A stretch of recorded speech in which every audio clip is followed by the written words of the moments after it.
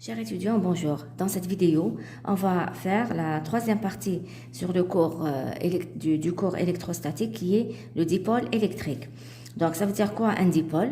Un dipôle, est constitué de deux charges. C'est un ensemble de deux charges égales et de signes contraires. Donc, plus Q et moins Q. Donc, un dipôle, c'est quoi? Ce sont deux charges de signes opposés, mais elles ont la même valeur. Plus Q et 2Q. Plus Q et moins Q, pardon. Séparées d'une distance D. Les deux charges, elles sont séparées d'une distance D. Celle-ci, ou cette distance, est très petite par rapport aux distances d'observation R. D est très inférieure par rapport à R. Donc, c'est quoi R? Donc, on a les deux charges. On a une charge moins Q et une charge plus Q. Séparées d'une distance. Donc, la distance. Cette distance D, d'accord? La distance entre les deux charges, je la note D. Donc, les deux charges sont sur un axe que je vais noter X. Donc, la distance d'observation, par exemple, on a un point M qui est là, d'accord? On a un point là. Donc, c'est quoi R? Donc, je prends le milieu entre le milieu de D, donc D sur 2, je trace Hadaya. Hada, c'est quoi? C'est la distance R. La distance, donc Hada, c'est le point A. Hada, c'est le point B. La distance du point B au point M, je vais la noter R1. Et la distance du point A au point M, je vais la noter R2. Donc, je répète, un dipôle est constitué de deux charges égales et de signes contraires. Wahda bil moins, wahda bil plus. Ils ont la même valeur, mais wahda positif, wahda négatif. On va définir, elles sont séparées donc du distance D, qui est très inférieure par rapport à R, par rapport à R1 et par rapport à R2. Donc, on va définir ce que c'est que le moment dipolaire électrique. D'accord, le moment dipolaire électrique. Un dipôle est caractérisé par un moment dipolaire électrique qu'on note P. Donc, un dipôle, on va le noter. Donc, j'ai noté ici, un dipôle est caractérisé par son moment dipolaire électrique que je note P. Le moment dipolaire électrique est noté P. C'est quoi P? P est égal à Q fois D. Donc, vous remarquez que P est une grandeur vectorielle qui est égale à Q fois D. Q, c'est la valeur de la charge, d'accord? Et D, c'est la distance entre les deux charges. Le moment électrique est orienté, puisque c'est une grandeur vectorielle, maintenant le module TH est égal à Q fois le module de D. Le point d'application, c'est soit la charge positive ou la charge négative, d'accord, je le représente. Et la direction TAO, c'est la droite qui joint les deux charges, donc il est sur cette droite. Et par contre, la direction, elle est de la charge négative vers la charge positive. Donc, la direction du moment dipolaire est toujours de la charge négative vers la charge positive. Donc, dans notre cas, il sera orienté comme ça. Il sera plutôt représenté et orienté comme ça. Donc, Hada, c'est le moment dipolaire que je note P. D'accord? Voilà. On va voir maintenant le potentiel électrique créé par un dipôle. Le potentiel électrique créé par un dipôle. Donc, je veux calculer le potentiel créé par un dipôle moins Q et plus Q au point M. Donc, je vais calculer V de M qui est égal à quoi? C'est égal à V de Q1 plus V de Q2. D'accord? Q1 et Q2, il y a le moins et plus. Ou là, donc, je vais la notation, le schéma qu'on a utilisé, qu'on a représenté, le schéma Tana, c'est V de Q moins plus V de Q plus. Donc, V t'as le moins plus V t'as le plus. D'accord? Donc, c'est égal à quoi?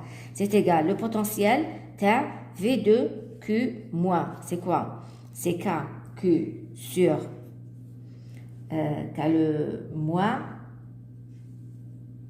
le moins, ce sera donc R2. Puisque Q est négatif, donc j'aurai moins KQ sur R. Plus V plus, il y a KQ sur R1. D'accord? Donc, l'écriture on va mettre KQ sur R1 moins KQ sur R2. Je dis l'écriture plus pratique. Donc, je répète, le potentiel V2 moins KQ sur R2. R2, la distance, mais le point M jusqu'au point A. Le point, l'effet de la charge. Et le potentiel V2Q+, il y a, plutôt, KQ sur R1.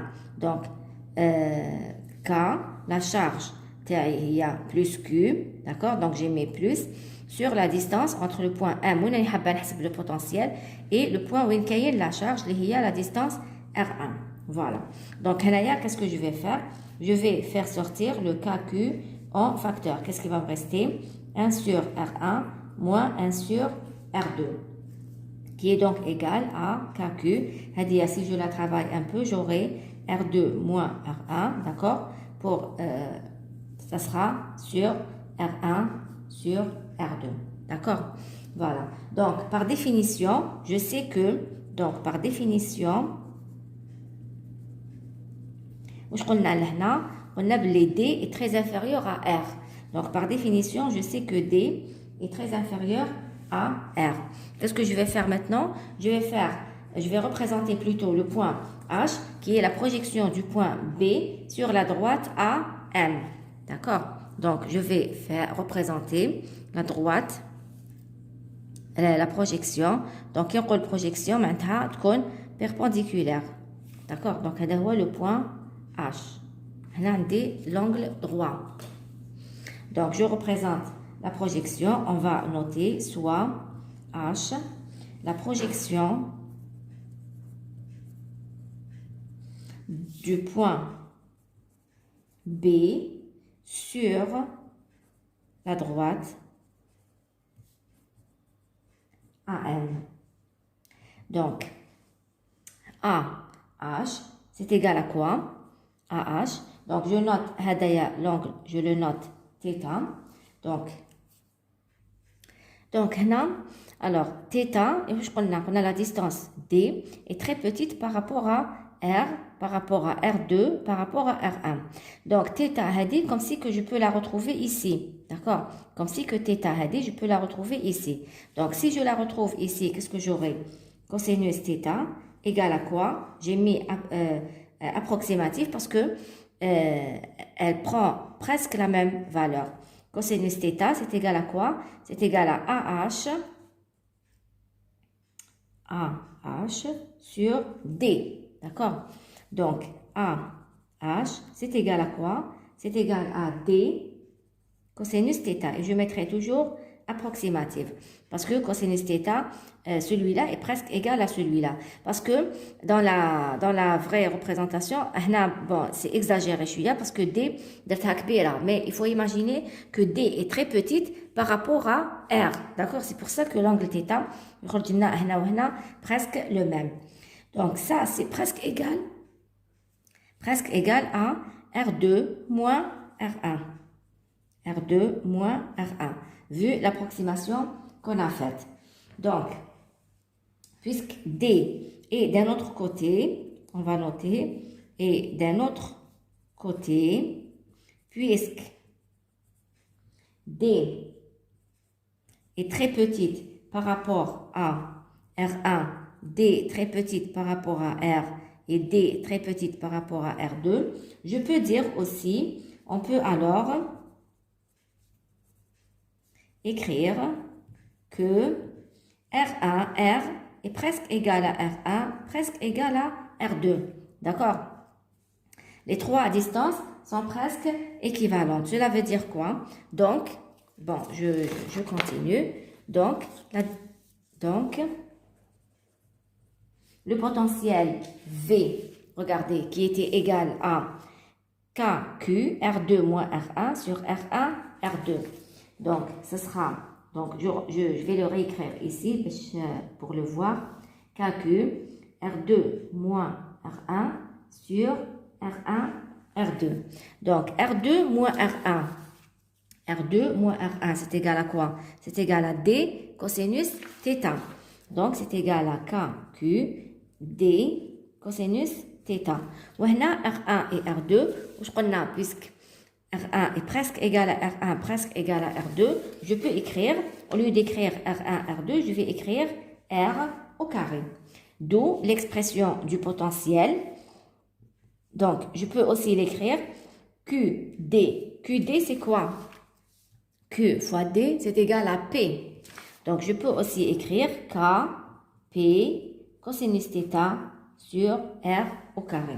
Donc, le potentiel d'un dipôle électrique est égal à Kp cosinus θ sur R au carré, tel que, bien sûr, P est égal à Q fois D. Donc, je vous conseille d'apprendre les expressions HEDO par cœur. On va voir maintenant le calcul du champ électrique d'un dipôle. Donc, calcul du champ électrique créé par un dipôle. Donc, puisqu'on a l'expression de V, donc il sera facile de calculer l'expression du champ électrique. On va utiliser la relation. Quelle relation? Je sais que dV est égal à moins E d de L. D'accord? La relation entre E et V. Une relation que je dois apprendre par cœur. Donc, en coordonnées, je sais que on a l'expression de V en fonction de R. Donc, en coordonnées polaires. En coordonnées polaires, D de V, c'est égal à quoi? Donc, en coordonnées polaires, D de V, c'est égal à quoi? C'est égal à dV sur dr, d de R, plus dV sur dθ, dθ. D'accord? Sachant que V est égal à Kp cosinus θ sur R au carré. Donc, d de V et d'un autre côté, dV est égal à quoi? Est égal à moins E de R, d de R, moins Eθ, R, dθ, d'accord? En coordonnées polaires. Donc, à partir de là, je peux déduire que dV sur d de R, donc هذه مع هذه, c'est égal à moins E de R. Et dV sur dθ est égal à moins, donc هذا مع هذا.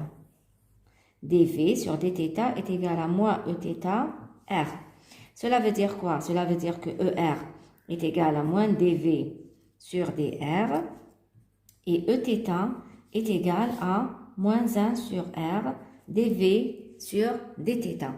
Et ça, les deux expressions, on les a déjà vues dans la première partie du cours de l'électrostatique. هضرنا على العلاقة بين E ou le V. قلنا بلي ER ou Eθ en coordonnées cylindriques s'écrivent comme ça. Donc, on sait que les coordonnées cylindriques, on sait que les coordonnées polaires, c'est un cas particulier des coordonnées cylindriques. Quand je pose Z égale à 0 dans les coordonnées cylindriques, j'obtiens les coordonnées polaires. Donc, à partir de là, j'ai l'expression de ER et l'expression de Eθ. Donc, là, qu'est-ce qu'il faut? Il suffit de dériver. Donc, je dérive V par rapport à R pour trouver ER, bien sûr, tout en gardant θ constante. D'accord? Voilà, je dérive dV sur dθ, bien sûr, en gardant R comme une constante. Donc, Kp, donc là, quand je dérive, j'aurai donc Kp cosinus θ comme une constante. Qu'est-ce que je dérive? Je dérive uniquement 1 sur R au carré. La dérivée de 1 sur R au carré, donc, Kp cosinus θ est une constante, et la dérivée de 1 sur R au carré. La dérivée de 1 sur R au carré, il y a moins 2 sur R à la puissance 3. D'accord? Moins 2 sur R à la puissance 3. Donc, sachant que K est égal à quoi? K est égal à 1 sur 4pi epsilon 0. Donc, le signe moins, je ne l'oublie pas. Donc, j'aurai 2 Kp cosinus θ sur R à la puissance 3. Donc, l'expression de ER finalement, c'est quoi? C'est 1 sur 2 pi epsilon 0. Je simplifie 2 avec 4. D'accord? 1 sur 2 pi epsilon 0. Pardon, هنا ما كاش K. Pardon. Parce que je l'ai mise déjà là. هاي ديك الكا. Donc, il prend les P cosinus θ sur R à la puissance 3. هاي ديك l'expression finale de E de R. La même chose. Donc, la même chose pour Eθ. Eθ, c'est moins 1 sur R. Donc, je vais le noter. Moins 1 sur R. La dérivée de dv sur dθ par rapport à θ. Donc, R étant constante. Ça veut dire que Kp sur R au carré, Kp sur R au carré, j'aurai à dériver par le cosinus. La dérivée de cosinus, c'est moins sinus. D'accord? Donc, à la fin, j'aurai l'expression TAE. C'est quoi? C'est Kp sinus θ, le moins, il y le moins, sur R à la puissance 3. Donc, il y a l'expression E de R et E θ, P cosinus θ sur 2 pi epsilon 0 R3, et Kp sinus θ sur R à la puissance 3. C'est les expressions que vous devez bien sûr apprendre par cœur. Donc, si je dois les représenter, un dipôle, d'accord? Donc, les charges, on a le point O. Si je représente le dipôle, le moment dipolaire, je le représente comme ça, par exemple. D'accord? Je le représente ici, par exemple. Donc, le point d'application, c'est la même chose, le moment dipolaire. Donc, le point M, il est là. Donc, c'est quoi? C'est le vecteur unitaire U de R. Et sur la perpendiculaire, j'aurai le vecteur unitaire Uθ. Donc, E de R, il est sur U de R. D'accord? Donc, E de R, il est comme ça. E de R. Et E de θ, il est sur le Eθ.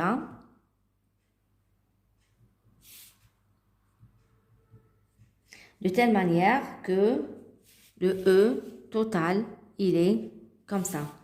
E qui est égal à ER plus Eθ. On va voir maintenant le dipôle placé dans un champ électrique uniforme. Un dipôle, qu'est-ce qui lui arrive? Qu'il dans un champ électrique uniforme. Uniforme, je m'entends partout la même chose. Donc, si je prends la feuille Hadia, on dit que le champ électrique, il est uniforme là, partout. Par exemple, si il est horizontal, donc partout il est horizontal. Mais quand chaque d'un côté vers le haut, vers le bas, d'accord, il n'est pas uniforme. Donc, si on place un dipôle de moment dipolaire électrique P dans un champ extérieur E uniforme, les charges qui le constituent sont soumises à des forces égales et opposées. F1 est égal à moins F2. Qu'est-ce que cela veut dire? Qu'est-ce que cela veut dire? Donc, par exemple, un dipôle. Un dipôle, c'est un ensemble de charges. Donc, wahda positif, wahda négatif. Donc, des plus Q ou des moins Q. D'accord? Je vais les mettre donc sur la même ligne. Voilà. Donc, je les mets, par exemple, je mets le dipôle, je vais le mettre dans un champ uniforme. Par exemple, un champ comme ça. D'accord? Par exemple, un champ comme ça, E. Où je prends un champ ou une charge, ça veut dire une force. Donc, F est égal à Q fois E. Donc, si la charge, regardez la relation, F est égal à Q fois E. Si la charge est positive, F, elle est dans le même sens que E. D'accord? Parce que Q est positif. Donc, voilà, Q positif, ça veut dire que il sera, une force dirigée vers, dans le même sens que E. Par contre, si la force est négative, si la charge est négative, pardon, si F est égal à moins QE, donc la force, elle est dans l'autre sens. F, elle est dirigée dans le sens inverse à E. Donc, à la fin, qu'est-ce que j'aurai? J'aurai un dipôle qui sera comme ça. Donc, هذه moins Q وهذه plus Q. Donc, عندي une force F. هذه هنا عندي واش قلنا le champ électrique E. Donc, وين عندي la charge positive, la force, elle est dans le même sens que E. Donc, هذه F. وين عندي la charge négative, la force, elle est dans l'autre sens, dans le sens inverse. F2 هذه نسميها وهذه F1. D'accord? Parce qu'ils ne sont pas les mêmes. C'est vrai qu'ils ont la même valeur algébrique, le même module, mais ils ont la même direction, mais ils n'ont pas le même sens. Wahda vers la droite, wahda vers la gauche. D'accord? Donc le dipôle, le dipôle, il va s'orienter dans le sens de E. Donc, vers la droite, vers la gauche. On finirait par quoi? Ça finira par avoir un dipôle dans le sens de E. Donc, dans l'autre sens. Donc, il va s'aligner avec le champ électrique, puisque les deux forces ont le même module. D'accord? Donc, donc, c'est pour ça qu'on a appelé F1 est égal à moins F2. Ils ont le même sens, le même module, la même direction, mais un sens opposé. Voilà. Donc, le dipôle, donc là, on va dire. Donc, j'ai noté, le dipôle subit alors l'action d'un couple de moments azm. القوة تاعو la valeur تاعو هي F fois AH. القوة تاع العزم هذا عزم القوة هو F fois AH. شنو هو AH؟ هذا العزم تعرفوه ملي كنتو في الكوليج. Donc AH c'est quoi? C'est la distance perpendiculaire يا أخي. D'accord? Donc H شنو هي؟ ندير la perpendiculaire. Donc هذا هو H, d'accord. Ou A, c'est le point B. Donc, A, H. Alors, F était plutôt azm al-quwa, donc taux est égal à F fois AH. Or, à la F est égal à Q fois E. Le module de F est égal à Q fois E. Et si je note par exemple l'angle θ, le AH TI, ce sera quoi? AH, θ هذا plutôt alpha que je peux retrouver ici, alpha. Donc, هنا pour trouver le AH, هذه la distance, هذه la distance, هي D, la distance entre les deux charges, هي D. Donc, sinus alpha, c'est égal à quoi? C'est l'opposé sur l'hypoténuse, donc AH sur D. Cela veut dire que AH est égal à D sinus alpha. Donc, si je remplace F par son expression et AH par son expression, j'aurai donc taux qui est égal à Q fois E fois D sinus alpha. Donc, or, je sais que Q fois D, c'est égal à quoi? C'est égal à P. Donc, je peux noter que taux est égal à P fois E sinus alpha. P fois E sinus alpha. هذا le module تاع العزم. Le moment كيفاش نقولوا الشدة تاع العزم qui s'applique entre les deux forces. Donc le moment du couple agit sur le dipôle. Bien sûr, هذا PE sinus alpha, c'est quoi? C'est la définition, ça nous fait rappeler la définition de le produit scalaire, produit vectoriel, pardon. Ça nous fait rappeler la définition du produit vectoriel. Je sais que le produit vectoriel de P fois E, le module terre ou P fois E sinus alpha. Cela veut dire que taux en module est égal à P vectoriel E. D'accord? Donc, le moment du couple, taux, est égal à P vectoriel E. Donc, le couple Hadaya, qu'est-ce qu'il va faire? Il va faire pivoter le dipôle باش يولي parallèlement au champ électrique. Comme je l'ai expliqué tout à l'heure, donc la force elle va tirer vers la droite, la force elle va tirer vers la gauche. Donc وحده تجبد vers la droite وحده تجبد vers la gauche, يكون le dipôle هكذا. Alors وحده تجبدو منها وحده تجبدو dans ce sens والأخرى تجبدو dans l'autre sens. Comme ça, il finira par s'aligner avec le champ électrique. Donc on va le noter, ce couple. Donc, je l'ai noté ici. Ce couple fait pivoter le dipôle pour l'aligner parallèlement au champ électrique. Donc, d'une manière générale, toujours un dipôle, quand il est placé dans un champ électrique, il va toujours s'aligner avec ce champ électrique, avec la direction du champ électrique. Donc, le dipôle, il aime la direction du champ électrique. Il aime bien s'aligner avec le champ électrique. Quelle que soit la direction, le champ électrique, le dipôle, il restera jamais dans la position initiale, voilà, mais il va toujours s'aligner avec le champ électrique. Voilà, donc l'expression, le moment du couple aussi, taux est égal à P vectoriel E, ainsi que le module, bien sûr, ça découle de la définition du produit vectoriel. On va voir maintenant l'énergie interne. En principe aussi, j'ai comme ça là parce que ça va découler de la définition de l'énergie interne.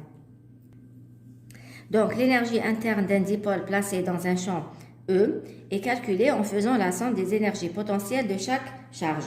Donc, EP est égal à quoi? Est égal à Q fois VA. D'accord? Moins Q fois VB. Pourquoi on a dit Q? Parce que la charge, elle est plus que le point A, donc il y a le potentiel VA. Et la charge, elle est négative, dirt moins Q, mais dirt moins. C'est-à-dire dirt plus, plus. La charge, elle est moins, on a moins, pardon, le potentiel, ou l'énergie potentielle, je ne me casse pas la tête, la charge positive, positive, la charge négative, négative. Donc, on a plus, alors la charge négative, moins Q, le potentiel, le point B, ou VB. Donc, je peux faire sortir la charge Q en facteur, je vais aller VA moins VB. Or, je sais que VA moins VB, c'est égal à quoi? C'est égal à moins E fois D. D'accord, la relation est entre E et donc, cela veut dire que l'énergie potentielle est égale à Q fois VA moins VB. Je vais le remplacer par, donc le signe moins, je le mets ici. Ou VA moins VB, E fois D. E scalaire D. Or, Q scalaire D est égal à P. Or, Q scalaire D est égal à P. Donc, EP, l'énergie, c'est égal à quoi? Le signe moins, je le garde. P fois D, je le remplace par P. Donc, il est moins P fois E. Voilà. Donc, l'énergie potentielle est égale à moins P scalaire E, qui est égal à moins P scalaire E cosinus alpha. Alpha, c'est quoi? C'est l'angle entre P et E. Bien sûr, c'est une expression, encore une fois, à apprendre par cœur. Donc, là, qu'est-ce que je remarque? Sachant que, donc, alpha, c'est l'angle entre, on va le noter, c'est l'angle P, E. L'angle entre P et E. Donc, là, qu'est-ce que je remarque? Lorsque alpha est égal à 0, pour alpha est égal à 0. Qu'est-ce que j'ai? Pour alpha est égal à 0, cosinus 0 est égal à 1. Cela veut dire que l'énergie potentielle est égale à quoi? Est égale à moins PE. Oui. Donc, pour alpha égale à pi. Cosinus pi, c'est égal à quoi? C'est égal à moins 1. Moins 1. Donc, l'énergie potentielle est égale à quoi? C'est égal à P fois E. Parce que le moins, le moins 1, il y a plus P fois E. Donc, pour alpha égale à moins pi. Alpha égale à moins pi. Moins pi, maintenant, نروح له من التحت, من le bas. Donc, moins pi. Alors, cosinus moins pi, c'est égal à quoi? C'est égal à moins 1 aussi. Donc, l'énergie potentielle est égale à P fois E. Le moins, il remet le signe moins, il peut aller P fois E. Donc, qu'est-ce que vous remarquez? Là, entre cosinus égale à 1 et moins 1, la limite est le cosinus, d'accord? Donc, là, si EP est égal à moins EP, j'obtiens une énergie minimale. Par contre, là, on dit une énergie maximale. D'accord? On dit une énergie maximale. Donc, la position alpha égale à 0, qu'est-ce qu'elle va me donner? Qu'est-ce qu'elle va me donner? La position alpha égale à 0, puisqu'elle me donne une énergie minimale, ça veut dire qu'elle correspond à un équilibre stable. Par contre, alpha est égal à pi et moins pi correspond à une énergie maximale et cela correspond à un équilibre instable. Rappelez-vous ce qu'on a fait dans la partie mécanique, dans le S1, quand on a parlé de l'énergie potentielle. Donc, je vais le reprendre ici. Alors, si je dois représenter l'énergie potentielle,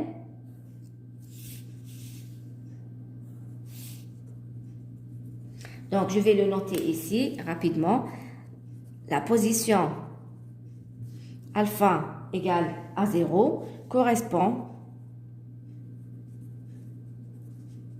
à un équilibre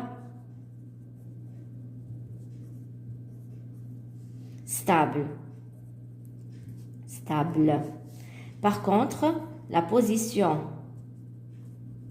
alpha égale plus ou moins pi, je ne vais pas reprendre pour pi ou la moins pi, c'est la même chose. Pour alpha égale plus ou moins pi, correspond à un équilibre instable. Donc, si je dois représenter l'énergie potentielle, qu'est-ce que j'aurai? Donc, si je dois représenter, bon, je vais représenter en fonction de alpha, on va dire, voilà, on va dire pi sur 4, pi sur 2, 3 pi sur 4 et pi. Voilà, moins pi sur 4, moins pi sur 2, moins 3 pi sur 4 et moins pi. Voilà. Donc, pour alpha égale 0, alors le maximal, la valeur maximale ou la valeur minimale, il y a P fois E. Donc, on va dire que P fois E a une hauteur de 2 cm. Donc, on a le maximum P fois E, ou on a le minimal, la valeur minimale, il y a P fois E. Donc, pour alpha égale à 0, EP fait le minimal. Donc, je suis là. Alpha égale à 0. Donc, on dit le point. D'accord? Pour alpha égale pi et moins pi, on fait le maximal. Donc, on dit le point et celui-là. D'accord? Pour alpha égale à, on va prendre juste un autre point. Pour alpha égale pi sur 2, par exemple, cosinus pi sur 2 est égal à 0. Et cosinus moins pi sur 2, de la même façon, est égal à 0. Donc, elle va s'annuler ici. Donc, je peux représenter la fonction TE comme étant hacta. Voilà donc pour l'énergie potentielle et l'énergie interne d'un dipôle. Voilà, je vous remercie pour votre attention et je vous souhaite bon courage pour la suite.